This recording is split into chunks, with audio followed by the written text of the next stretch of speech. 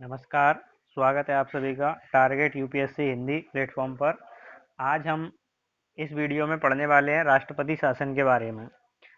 क्या होता है राष्ट्रपति शासन, किस तरह से राज्यों में इसको लागू किया जाता है, क्या राष्ट्रपति की भूमिका होती है इसमें, राज्यपाल का क्या रोल होता है, केंद्र की सरकार क्या अपना कार्य करती है इसमें, और राज्य के उच्च न्यायालय का इसमें क्या योगदान होता है। इन सभी मुद्दों को आज हम इस वीडियो में पढ़ने वाले हैं। तो सभी स्टूडेंट से मेरा ये निवेदन है कि वीडियो को पूरा अंत तक देखें, वीडियो को स्किप ना करें। तो ज़्यादा समय वेस्ट ना करते हुए अब हम अपने वीडियो की तरफ चलते हैं। इसमें राष्ट्रपति शासन के बारे में बताया जाएगा कि राष्ट्रपति शासन किस तरह से लगाया जाता है और क्या क्या प्रावधान है इसके। अक्सर इस तरह के क्वेश्चन हमारे यूपीएससी के पेपर में पूछे जाते हैं और जिनका अक्सर बच्चे कुछ ना कुछ उसमें गलत या सही करके उसमें कंफ्यूज हो जाते हैं। तो चलिए आज हम इसमें राष्ट्रपति शासन को कवर करने वाले हैं। इसमें लिखा है संविधान के अनुच्छेद 356 में राज्य में राष्ट्रपति शासन के बारे में उल्लेख किया गया है। एक अनुच्छेद और है आपका, मैं बता देता हूँ, इसमें 365। इसमें भी राष्ट्रपति शासन या जो केंद्र राज्य संबंध को ना बात मानने वाली बात पर राज्य में राष्ट्रपति शासन लगाने का प्रावधान है। इसको हम डिटेल में बात करेंगे इसी में। तो 356 हो गया कि मतलब जो हमारी पूरी कानून व्यवस्था है, संविधान है, उसमें 352 से लेके 360 तक आपातकाल के बारे में बताया गया है। ठीक है, आपातकाल किस भाग में आता है वो आप हमें कमेंट में बताएंगे। सभी लोग जो वीडियो देख रहे हैं स्टूडेंट, वो हमें कमेंट में बताएंगे आपातकाल संविधान के किस भाग में आता है। 352 से लेके 360 तक। 352 में राष्ट्रीय आपातकाल है, 356 में आपका ये आप देख ही रहे राज्यों में आपातकाल है, और 360 आपका आर्थिक आपातकाल यानी कि जो धन का आपातकाल है।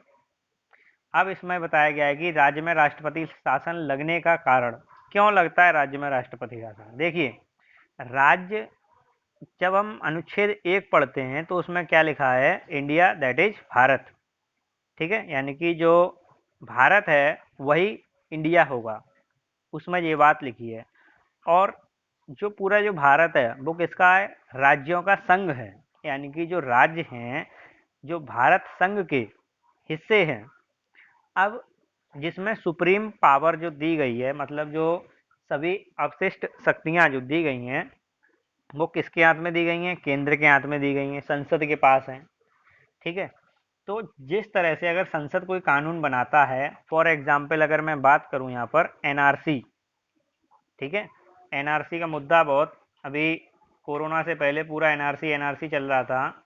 एनआरसी आप लोगों ने अगर न्यूज में देखा होगा कि एनआरसी के ऊपर सबसे पहले केंद्र राज्य मतभेद पर केरल राज्य सुप्रीम कोर्ट पहुंचा था।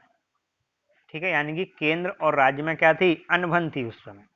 तो अगर केरल राज्य एनआरसी की बात को फॉलो नहीं करेगा, ठीक है, जो जिस तरह से केंद्र सरकार चाहती है, या उसमें कुछ कॉम्प्रोमाइज भी किया जा सकता है केंद्र और राज्य की बात ऊपर, जो भी उनकी बात में फैसला हो, अगर उस फैसले को केंद्र सरकार नहीं मानती है तो राज्य में राष्ट्रपति शासन लगाया जा सकता है। यानी कि कब, ये बात किस में लिखी है, 365 में लिखी है कि अगर केंद्र के द्वारा बनाए हुए किसी भी कानून को या किसी भी आदेश को राज्य अगर नहीं मानते हैं तो यह समझा जाएगा कि राज्य संविधान के अनुरूप कार्य नहीं कर रहे हैं, क्योंकि संविधान में जो सुप्रीम पावर है वो केंद्र के पास दी गई है। ठीक है, तो इसमें हमें पहले पॉइंट बाय पॉइंट देखना है कि किस तरह से। पहली बात इसमें जो दे रखा है कि संविधान में किसी भी दल या गठबंधन को विधानसभा में किसी भी दल या गठबंधन को संपूर्ण बहुमत ना होना। संपूर्ण कह लो या पूर्ण कह लो, जैसे कि अभी आपने देखा होगा महाराष्ट्र का करंट से, मैं इसको लिंक करके दिखाता हूँ आपका। महाराष्ट्र में इलेक्शन हो गए थे, बीजेपी और शिवसेना का गठबंधन था। शिवसेना ये कह रही थी कि सीएम हमारा होगा, बीजेपी कह रही थी सीएम हमारा होगा। यानी कि दोनों पे मतभेद था, यानी कि गठबंधन था बीजेपी और शिवसेना का और पूर्ण बहुमत में था, पर दोनों जो दल थे वो आपस में सहमति नहीं बना पा रहे थे, जिस कारण से राज्य में चुनी हुई सरकार नहीं आ पा रही थी कुछ समय के लिए, आपने देखा होगा। इसके बीच जो शासन चलाया गया वो शासन कैसे चला, क्योंकि वहाँ के जो सीएम थे पहले देवेंद्र फडणवीस, उन्होंने राजभवन में जाके इस्तीफा दिया। तो अब सीएम का इस्तीफा होने के बाद राज्य को अकेला तो नहीं छोड़ा जा सकता, तो उतने बीच किसने शासन चलाया, उतने बीच शासन चला राज्यपाल का। यानी कि राज्यपाल किसके कहने पे कार्य करता है, राष्ट्रपति के कहने पे कार्य करता है, क्योंकि राष्ट्रपति का अधीनस्थ है। तो राष्ट्रपति के कहने पर राज्यपाल ने काम किया तो वो क्या कहलाया, राज्य का राष्ट्रपति शासन। ठीक है, यानी कि जब किसी भी दल के पास राज्य में पूर्ण बहुमत की सरकार ना हो तो क्या लगाया जाएगा, राष्ट्रपति शासन लगाया जाएगा। केंद्र और राज्य के बीच सहमति ना बनने पर राष्ट्रपति को आवास या आभास होगा। ठीक है, आवास नहीं आभास होने पर कि राज्य की शासन व्यवस्था संविधान के अनुरूप नहीं है तो राज्य में राष्ट्रपति शासन लगाया जा सकता है। यानी कि राष्ट्रपति को ये आभास हो जाए कि केंद्र और राज्य के बीच में किसी भी मुद्दे पर सहमति नहीं बन पा रही है और ना ही राज्य में जो सरकार है वो किसके अनुरूप चल रही है, संविधान के अनुरूप, तो राष्ट्रपति अनुच्छेद 365 की बात ये मैंने यहाँ पे लिखी है के अनुसार केंद्र सरकार के निर्देशों का राज्य सरकार द्वारा पालन करने में असमर्थता, जो 365 में लिखी है, इसके आधार पर राज्य में राष्ट्रपति शासन लगाया जा सकता है। या ये समझा जाए कि किसी राज्य की जो शासन व्यवस्था है, ठीक है, या जो सरकार है राज्य सरकार, वो जानबूझकर संविधान के निर्देशों का उल्लंघन करने या राज्य में ऐसी स्थितियां खड़ी हो जाएं जहां सरकार संविधान के अनुरूप शासन ना चला पाए तो राष्ट्रपति राज्य में राष्ट्रपति शासन लगा सकता है। बात समझ में आ गई, यानी कि सरकार कुछ अपनी तरफ से ऐसे नए रूल या नियम बनाने लग जाए जो किसके अनुरूप ना हो, संविधान के अनुरूप ना हो। इस विषय पर राष्ट्रपति को अगर आभास हो जाता है कि केंद्र में राज्य में जो सरकार है वो संविधान के अनुरूप नहीं है तो उसको हटाकर राष्ट्रपति शासन लगाया जाता है।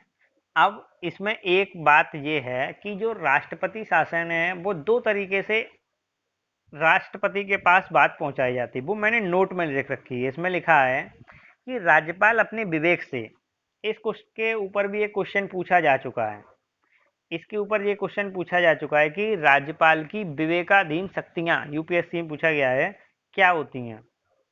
ठीक है, विवेकाधीन शक्तियां क्या होती हैं, तो विवेकाधीन शक्तियां उसमें दो दे रखी थी।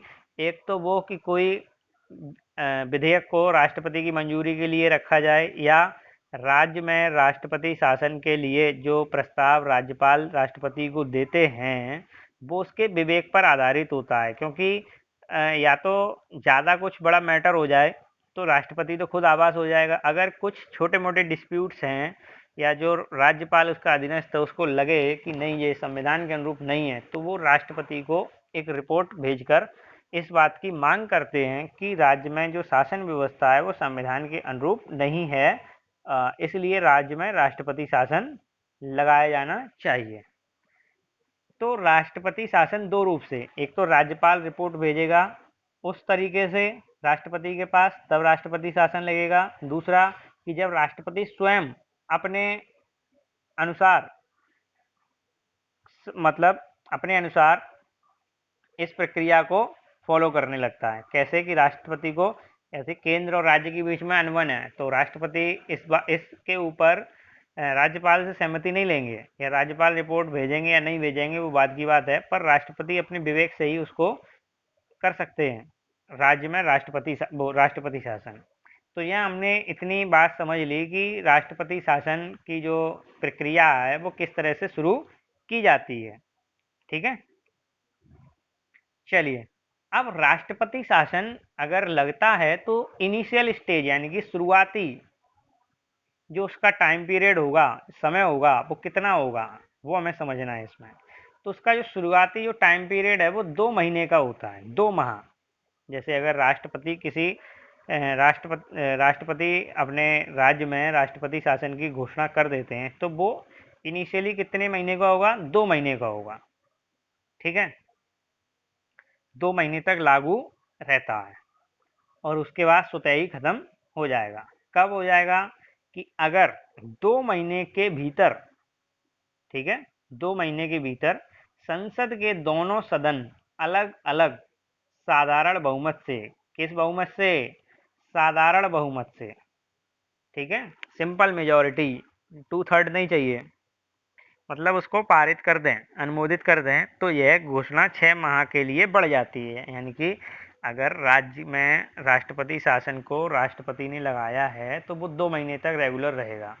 अगर संसद का समर्थन और मिल जाए, यानी कि दोनों सदनों का उसको समर्थन मिल जाए, तब वो बढ़कर 6 महीने का हो जाता है। शर्त यह है कि जो समर्थन हो वो 2 महीने के अंदर हो। इस प्रक्रिया के हिसाब से हम 1 वर्ष, अधिक से अधिक 1 वर्ष तक इसको बढ़ा सकते हैं। पर एक प्रक्रिया और है जिसके कारण राष्ट्रपति शासन को 1 से बढ़ाकर 3 वर्ष तक किया जा सकता है। उसकी 2 शर्तें हैं। शर्त नंबर 1 ये है कि या तो भारत के संपूर्ण क्षेत्र में, या तो भारत के संपूर्ण क्षेत्र में या भारत के किसी एक क्षेत्र में, ठीक है, क्या लगा हो, राष्ट्रीय आपातकाल लगा हो, तो उसको 3 महीने के लिए, वो सॉरी 3 साल के लिए बढ़ाया जा सकता है राष्ट्रपति शासन को। दूसरी शर्त यह है कि अगर चुनाव आयोग इस बात की प्रामाणिकता कर देते हैं कि उस क्षेत्र में या उस प्रांत में चुनाव नहीं कराए जा सकते, तो वह राष्ट्रपति शासन 3 वर्ष के लिए बढ़ाया जा सकता है। इतनी बात आपको समझ में आ गई होगी, आई होप। मुझे उम्मीद है कि आपको ये बात पूरी तरह से समझ में आ चुकी होगी कि कब राष्ट्रपति शासन और किस प्रक्रिया के आधार पर राष्ट्रपति शासन लगाया जा सकता है। बात समझ में आ गई? चलिए, उपयुक्त शर्तें पूरी होने के बाद भी किसी राज्य आपातकाल को अधिकतम 3 वर्ष के लिए बढ़ाया जा सकता है। यानी कि ये शर्तें अगर पूरी हो जाती हैं, जो 2 महीने अभी बताई, इसके बाद भी उसको 3 साल के लिए बढ़ाया जा सकता है। अब राष्ट्रपति शासन का प्रभाव, प्रभाव से मतलब है कि देखो, मैं इसमें एक बात क्लियर कर देता हूं कि जब राज्य में राष्ट्रपति शासन होता है तो इसका कतई कोई प्रभाव उस राज्य के उच्च न्यायालय पर नहीं पड़ता। उच्च न्यायालय जिस तरह से अपना कार्य करता है वो उस तरह से स्वतः ही अपना कार्य करता रहेगा। उसके ऊपर कोई भी आंच नहीं आने वाली राष्ट्रपति शासन की, राज्य की, किसी की भी। अब इसमें क्या लिखा है कि जब राष्ट्रपति शासन लग जाता है तो जो चुनी हुई सरकार है वो क्या हो जाती है, उसकी मंत्रिपरिषद को बर्खास्त कर दिया जाता है। ठीक है, जब मंत्रिपरिषद बर्खास्त हो गई तो उसकी जो जितने भी राज्य के कृत्य हैं, जो जैसे कि संचित निधि से पैसा निकालना, राज्य के लिए कानून बनाना, अधीनस्थों को इंस्ट्रक्शन देना, जो कुछ भी है, वो किस तरह से वर्क करते हैं, तो उनका काम ये है कि सबसे पहली बात, जो राज्य का जो ढांचा है वो किस तरह बदल जाता है, संघात्मक हो जाता है। यानी कि उसके सारे कार्य कहाँ पहुंच जाते हैं, संसद के पास पहुंच जाते हैं राष्ट्रपति के कहने से। बात समझ में आ गई? कहाँ पहुंच जाते हैं, संसद के पास पहुंच जाते हैं। ये सब बातें किसमें लिखी हैं, अनुच्छेद 356 में लिखी हैं। आप जाकर डिटेल में उसको अच्छे से और पढ़ सकते हैं।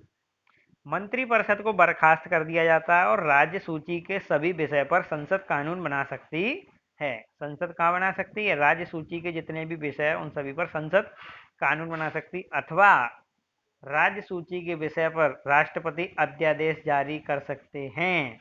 क्वेश्चन देखो आपसे कैसे बनेगा, एकदम बारीक से बनेगा। क्या राज्य सूची के विषय पर राष्ट्रपति अध्यादेश जारी कर सकते हैं? यह बात संविधान के किस अनुच्छेद में लिखी है, तो वो लिखी है 356 में। ठीक है, 356 में लिखी है। अब राज्य की संचित निधि से जो धन निकालने का कार्य है वो भी संसद कर सकता है। अब राष्ट्रपति शासन को कैसे हटाया जा सकता है, तो राष्ट्रपति शासन को हटाने की प्रक्रिया है कि राष्ट्रपति एक उद्घोषणा के द्वारा उसको स्वतः ही समाप्त कर सकता है या वापस ले सकता है। ऐसा करने के लिए संसद के अनुमोदन की आवश्यकता नहीं है।